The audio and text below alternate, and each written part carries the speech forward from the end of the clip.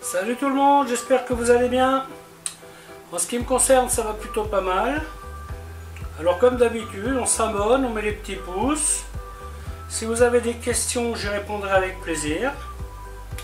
Alors aujourd'hui, je vais faire une recette de côte de veau. J'ai eu l'opportunité d'acheter des côtes de veau en DLC courte. Malheureusement, je n'ai pas pensé à les séparer, donc du coup aujourd'hui je vais faire 3 recettes différentes de côte de veau gratinées. La première que je vais faire, ce sera une côte de veau gratinée au beurre d'ail. Donc pour ce faire, il me faut les côtes de veau, l'huile, farine, un petit chouïa de beurre pour les cuire, donc sel, poivre.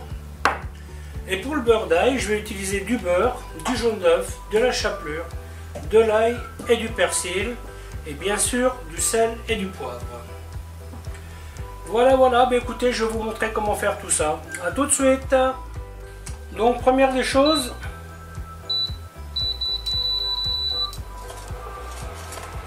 cuire les côtes de veau.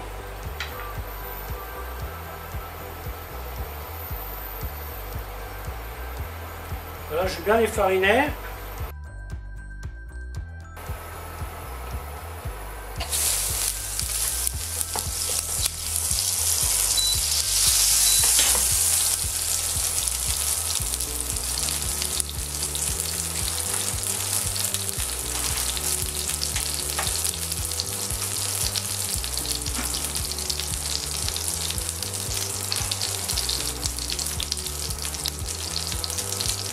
Voilà, pour le beurre et noisette,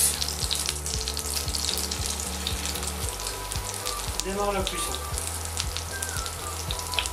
Bon, celle-là, bien sûr, elle n'a pas la même taille que les autres. Là, j'ai 3 côtes de veau, 3 découpes différentes. Mon Dieu, je te jure.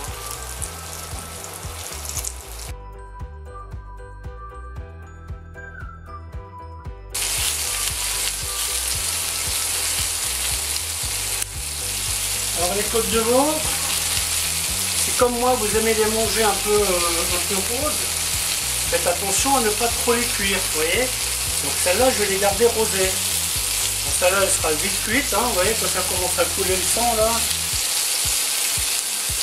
Bien sûr celle-là elle prendra plus de temps. Parce qu'après on va les mettre au four.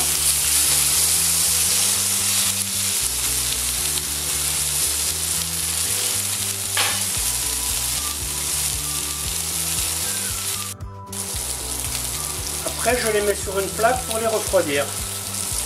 Donc là, ce que je fais, je les amène aux alentours des 65 degrés. Donc je mesure avec mon thermomètre. Et comme ça, elles finiront de cuire quand je les mettrai au four. Et voilà. Première opération.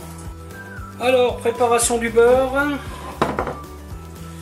Beurre, jaune d'œuf. Voilà, le beurre est encore un peu dur, mais vous le faites ramollir un peu. Donc ensuite un peu de sel, bien entendu, de l'ail,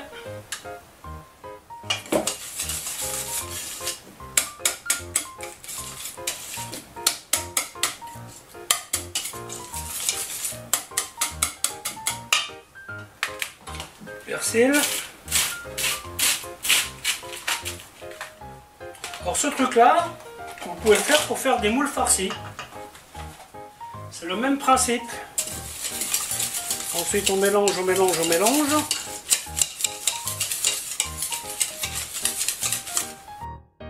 Ensuite je mets 2 cuillères de chapelure. Je pense que ça devrait suffire.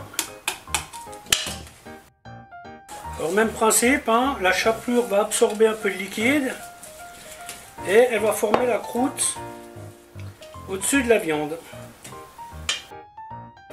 Ensuite,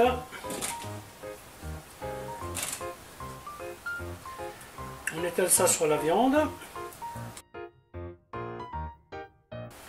Voilà, et il n'y a plus qu'à mettre au four à 180 degrés pendant une quinzaine de minutes.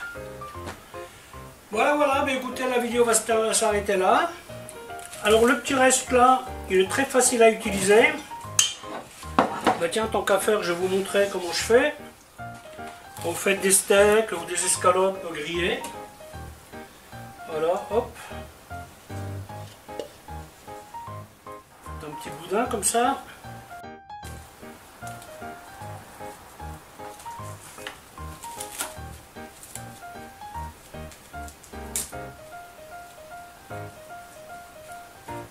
Vous voyez, ensuite, hop.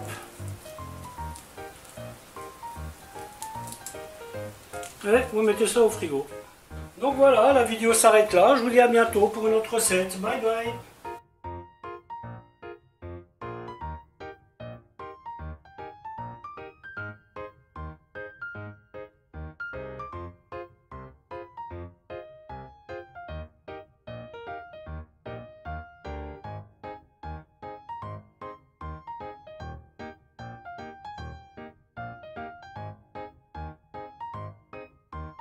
Mm-hmm.